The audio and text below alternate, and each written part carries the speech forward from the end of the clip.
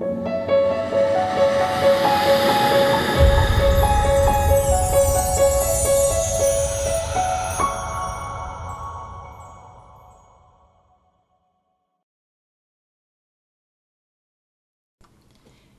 welcome to my channel.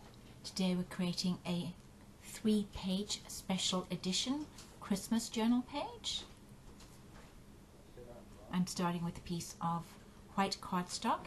This is working in my large Dilutions journal. The cardstock is £110. It's lovely and heavy, has a nice stiffness to it. And I'm just going to create a window, so I'm just using a die as a template. This is just a Spellbinders die. It can be any die that you like. I've just chosen this for the shape. And I'm not die cutting, so I don't need to have any little fancy edges. I'm just using plain die piece. I want to leave about 1 centimeter from the edge of the die. So not from the inside edge, but from the outside edge. So I'm just going to use a pencil to mark 1 centimeter. And I'm showing this to you in real time at the beginning, just so that you have a clear understanding of what I'm doing here. So obviously from both edges I'm marking.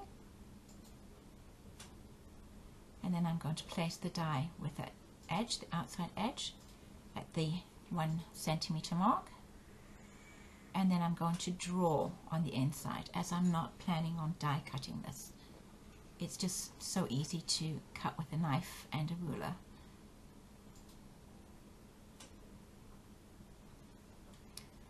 So I'm going to repeat this 4 times. That piece will be cut and open.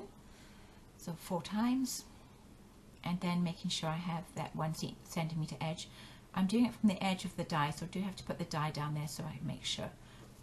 And then I just cut along these lines, top and bottom, and cut out my 4 squares. Now you want to do that twice, because we're going to have white frame on each side of this page. So just use the same one to create a template from and cut. Now I'm going to have to cut out on the actual page. So a little bit of tape, mark out the lines.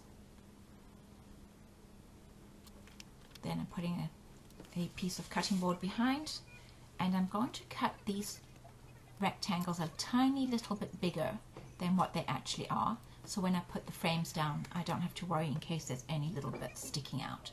So just cutting through, and voila, we have our window which will be framed front and back. So place those aside. I'm now going to cut some acetate. This acetate happens to have snowflakes already on it. So just cutting it a little bit bigger, but smaller than the white frame, a little bit bigger than where the windows will be. I'm going to be texturing these pages, so I don't want texture paste underneath where I want the white frame to be laid. I want it to be flush to the page. So I'm just mapping out on both sides so that I can tape this off before I actually use a stencil and texture paste on the page.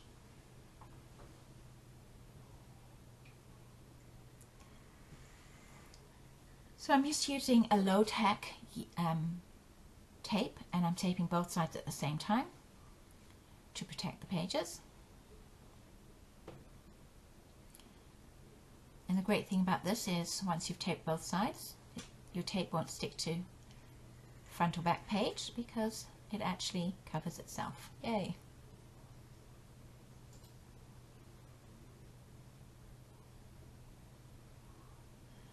So now for some texture work. I'm using this Tim Holtz stencil. It has a beautiful wallpapery look. It's THS 026. And I'm not going to stencil every millimeter of the page. I just want it randomly stenciled because I'm going for a distressed look. I'm using regular texture paste, and I'm making sure that I'm not going through the window anywhere and creating a mess on my following page. This is a much loved stencil, I have to be honest. It's very, very pretty, and it goes beautifully with the stamp that I'm going to use on the first page for the wallpaper. You can also see that I've put some tape on to protect my first page from any stenciling. And this is what it looks like. I do not dry with a heat tool because the heat tool can actually cause your stencil to bubble. So I'm using this beautiful ornate lace, and you can see it really is quite a nice match. VersaFine Clair is the ink of choice here. Black, or Nocturne as it's called, and then this beautiful blue which is called Medieval Blue. So I'm just alternating black and blue on the stamp randomly because I'm going for, as I say, a distressed look. And then when I stamp, I definitely don't want to stamp too perfectly. I'm also leaving about 3.5 inches at the bottom blank because that will be where my wooden floor boards go, and of course following through with a stamp onto the other page. So now I'm going to do my fireplace. This is a Tim Holtz printed craft stock paper. I'm using this beautiful chocolate brown. And I'm going to cut the first piece of the fireplace. The fireplace is actually from a die set called Fireside. The number is 664193. And I want to create a beautiful brickwork look.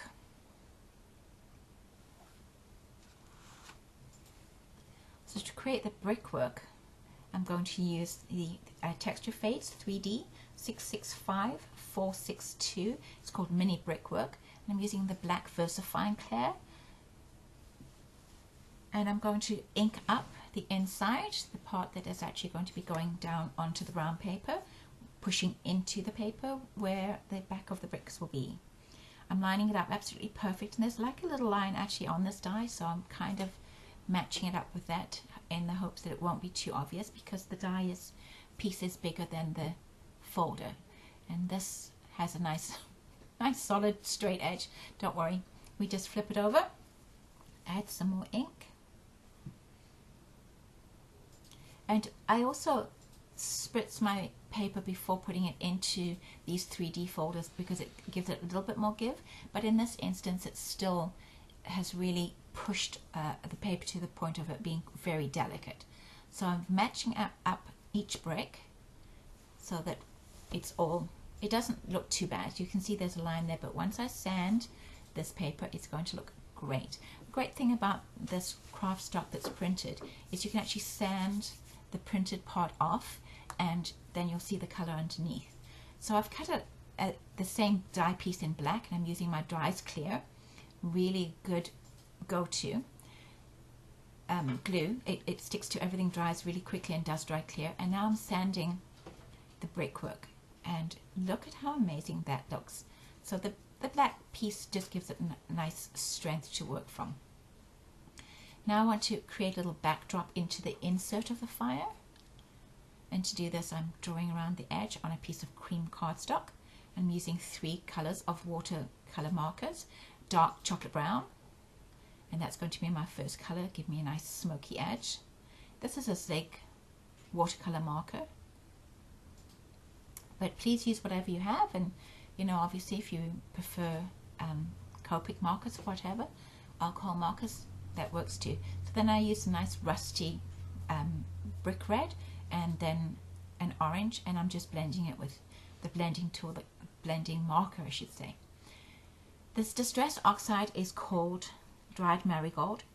I'm going to use it to create a smoky look now to the inside of this fireplace. So I'm just smudging all over this little area. Works just perfectly. When I tried my fireplace in, I could see bits of cream, so I just went back in with the dark marker and added a little bit more width, and voila, it worked perfectly. Back to the glue. I'm not going to show you how I make the whole fireplace because there's lots of tutorials on that, but just the 2 pieces that I'm doing my own particular thing on. If there's a bit of glue, you can remove it, but if you leave it there, you will not see it because it really does dry clear. It's great glue. This is my finished fireplace. I went with the reds and greens. I love this dimension to this because the flames you can have sticking away, so that they actually pop out of the fireplace a little bit, and then the little grill comes away a little bit from all of it, and I love the texture that is already built into the dies, and then of course the brick texture. So now I'm going to make a mirror, and I want it to be this coppery color, so it's coppery colored cardstock, and then a sticky sided aluminium foil and a switchlet.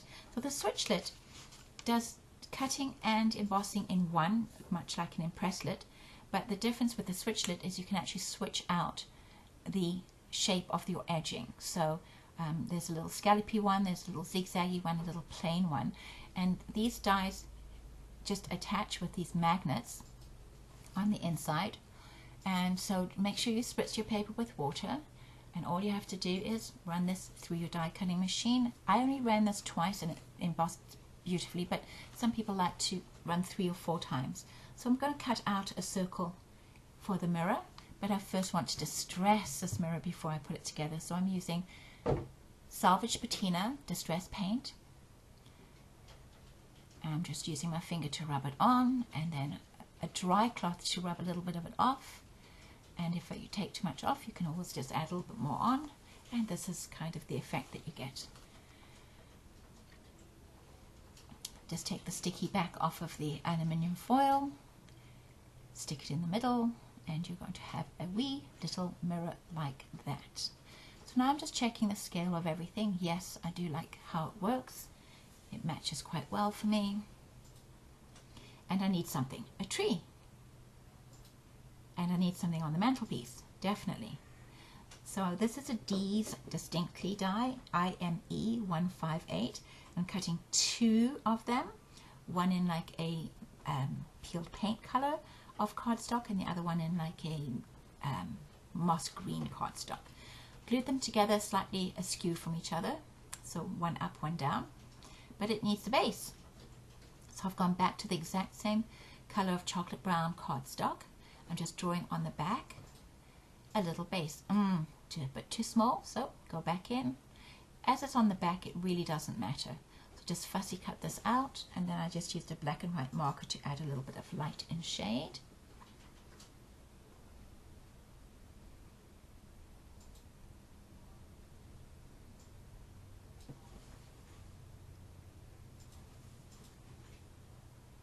And voila! But of course it needs some decorations. Just using domed jewels that look like Christmas baubles. And I decorate the little tree. So cute. Star for the top and tiny stars as decorations all over the tree.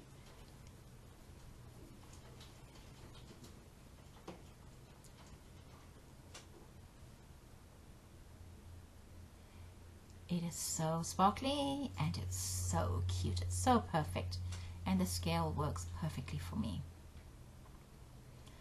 This is Tiny Snow Globes 663119, and I just want that baby little deer. It's so cute. It's so tiny, but it's perfectly scaled as an ornament for the mantle.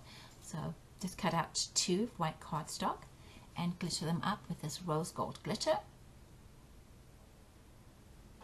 And how adorable are they? I swear to you that these stole my heart. I have a fascination for tiny little things, so I have lots of different snow globe dies, and I make a lot of snow globe ornaments, and I'm obsessed with collecting snow globes. So these worked perfectly. So a little bit of foam. It's craft foam, but it's a thicker one instead of the thin one, cut into rectangles to make some presents, and I gift wrap them in washi tape, and it works perfectly, and it's so quick and easy. Now I'm just doing a little layout, figuring out where I want things to be, and I realized the tree needs to be on the left hand side. Look at those tiny little deer, they're adorable. This page is not completed yet, so I'm just trying the layout out, make sure that I'm happy with everything before I go any further. Do I like the view? Yes, I do. It's all good. So very carefully putting everything aside so that the page can now be continued. I need to add texture to this side of the page, and for this I want Brickwork.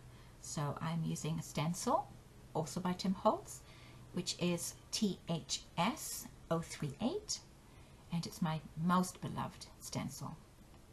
I'm repeating the exact same style that I've used on previous pages, in that I don't want every millimeter covered by bricks. I want it to be a little bit more distressed looking. so I'm making sure that no paste gets transferred onto the previous page. And again, I left this to dry naturally and came back later. So now I want to put some color on this first page. This is the salvaged patina that I had used earlier on the mirror, and I've watered it down to create a wash because I still want to see the design of the wallpaper stamping through the wash. Now I should have actually just painted and then removed the tape, but it doesn't really matter because there is a frame going over the top of this anyway, so you can see when you remove the tape that there's no embossing in that taped off area. So adding in the color, and one thing I'll say is once you add color to the embossed areas, that's when you really can see the pattern of the embossing, and you can also see how it picks up the pattern of the previous page. So I was very happy with that, and now I'm going to create some wood floorboards. Cashmere tan is my color of choice as my foundation, and I'm just putting it on a simple layer and not diluting it, diluting it. And then I'm using a color called nutmeg as a medium brown, and I'm using a fan brush to just do some dry brushing horizontally, just to create like the streaks of the wood grain. If you're not confident to do this and you have a wood grain stamp, go ahead and use it. So burnt umber, the very, very dark brown, is going to be my final color here, and I'm just repeating the exact same technique, dry brushing some stripes across horizontally for my floor planks. And then just detailing this a little bit with some water and a fine brush, making little oval shapes to replicate knots in the wood. And again, I paint, I'm a painter, I'm an artist, so once I start painting, I'm just not going to put the brush down. But if you feel more confident stamping this wood grain in, go right ahead. It will look just gorgeous. So you can see it's not like this perfect, but it's a journal, it's not a museum piece. And now I have to create the slats of the wooden floorboards. It's just a fine line watercolor marker.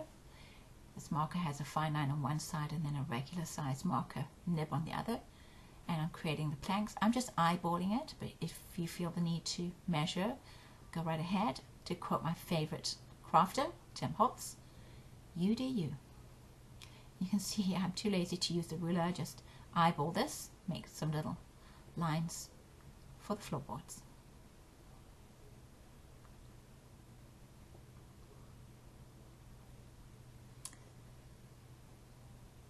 And there you have it.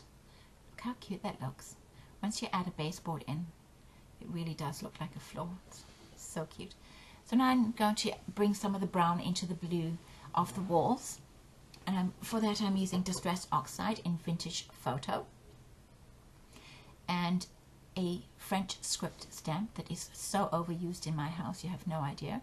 And I'm just filling in all the little gaps within the pattern of the wallpaper, giving it A, that distressed look, but B, pulling the browns into the blues, which I really love. Brown and blue together looks beautiful. Then making sure that I'm doing the exact same thing on the opposite page, because that is supposedly within the same living room with the same kind of wallpaper.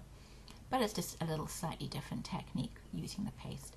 Penny Black, I don't think that stamp is available anymore, but there are lots of different script type stamps or cursive type stamps. So I'm using the same Vintage Photo just to blend around the edges and a little bit within those pages and make these two pages like very cohesive to the eye, and then I'm deepening it around where the frame will be to make that frame pop. So let's flip the page to this and do the bricks. I'm going to go back to the same brown that I used for the base of the wood, which is the cashmere tan. Again, that just creates a cohesion between page 1, 2 and 3, or in this case 1, 2, 3 and 4. And I forgot to tape my page, so I had to go back and add some tape before I put brown paint onto a page that I want to be white or predominantly white. This I do dry, and I just dry it very quickly because acrylic paints dry very fast, because I'm stamping with VersaFine Clair Warm Breeze, and I'm going to be using a Distress Oxide over the top of that, so I have to make sure that I'm using an ink that once dry is waterproof. which this is. It's very easy to remove with water. It's wet, but once dry, it is wonderfully waterproof. So I'm stamping onto dry paint. And then I did actually, after cleaning my stamp, I did actually dry this with my heat tool before going to this next stage. I didn't show the color here, but the color is ground espresso, distressed oxide. And I'm using a blending tool that is domed so that I can really make sure I push that color right into the depth between the bricks, because I really want to darken that area down and create more depth to this texture. Again, I'm making sure that I get the color not just into the bricks but deepened around where the window frame will be, and I use the same color around the very edge of the page. And now I'm just going to remove some color with a slightly dampened paper towel off the top part of the bricks, creating a lovely depth to this texture. Once I remove the tape, you'll see that there is no texture paste at all where the frame is going to lay nice and flush against the page, and it's all done. Now we have to move on to this final page. I'm using 3 colors of distressed oxide. They are Broken China, Speckled Egg, and Stormy Sky. And I'm going to start with the Speckled Egg, so I'm going lightest to darkest, creating a circle in about the top 2/3 of this page. And I'm going to blend in Broken China as my second color. And I'm not fussing a lot about the blend, because I actually am going for a bit of a distressed look to this too, so not really blending. I don't even want to really call this blending, but just creating this circle of color. These 3 colors work beautifully together. Spritzing it with water does actually make the 3 colors blend a little bit more into each other. I let the water sit just for a little while, maybe 10 seconds, and then removing with a paper towel to give me that speckly background. I will need to seal this, so I'm using Distress Glaze. I'm sealing it because I want to use white paint to create snowflakes. I don't want the color from the Distress Oxide to bleed through, so Distress Glaze really does create a nice seal, and then I've dried it to make sure it's really dry. It's just a white acrylic paint and water.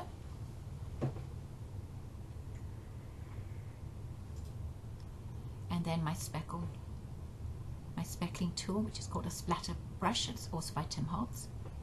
And the splatter brush is very easy to control, so I don't even really need to worry about putting it into a splatter box. Make sure that I've closed off the window, which doesn't have any acrylic in it yet, or acetate in it yet. And then I just use my fan brush to make some bigger splatters. And then I want to wash over all of this once it's dry. So Speckled Egg, Distress Oxide, and I blended that into the leftover white to create a wash that I've washed over the entire page. And again, it's like a very thin wash, but I didn't want the page to be actually white. I wanted it to have a little bit of that grey blueness of the Speckled Egg. So I've gone back to the first page to finish off this baseboard. I've cut 2 strips of white paper. This one is about 1 centimeter. The second strip is about 3/4 of a centimeter. And then I'm using weathered wood to create like a grayness to the 1 centimeter strip. And I'm just doing it on the top of the strip, and then I just used my finger to blend some water across it and make it just very softly grey. Once I stick the second strip on, which is pure white and not touched at all by ink, you can see it creates like a shadow, and when you glue it onto the page, it definitely does look like a little baseboard. I just glued on the fireplace, and I'd already glued on one little deer before I realized I'd gotten so involved in what I was doing that I didn't have the page in the frame. So my apologies for that, but here it comes, here it comes, here it comes. And you can see the scale is so perfect of that little deer on that mantle. So there's the other deer going on. So now I'm just assembling this page. Glue. Always my dries clear, because it literally does dry clear, as I've said, and it glues really well and it dries really fast. I love shadowing on a page. I feel it really makes your page pop. So I'm just using 3 different markers, a black, a dark grey and a light grey, and I'm just going to be building some shadows as if the fireplace, the light from the fire is actually causing a shadow here. And you can shadow if you feel comfortable shadowing, you know, different areas. And I wanted to add some dimension, so I'm using the pearl pen in red, which I usually use for my holly berries. And I'm just going to create dimension on this tiny little bow and little dots along the swag. And I loved how that looked. And make sure you let this dry before you start working on top of it. There goes the mirror on. And the scale of everything just seems perfect for me. Just perfect. And the mirror really works on that wall. It's my phone dinging. I'm so sorry. So then I'm putting the little gifts on. The Christmas tree, you'll notice, is down a little bit because the width of the tree would stop you from being able to push it right up against the wall the way the fireplace is. Presents are on, and although they already are 3D and you can see that quite clearly, I do love having a little bit of shadowing underneath them too.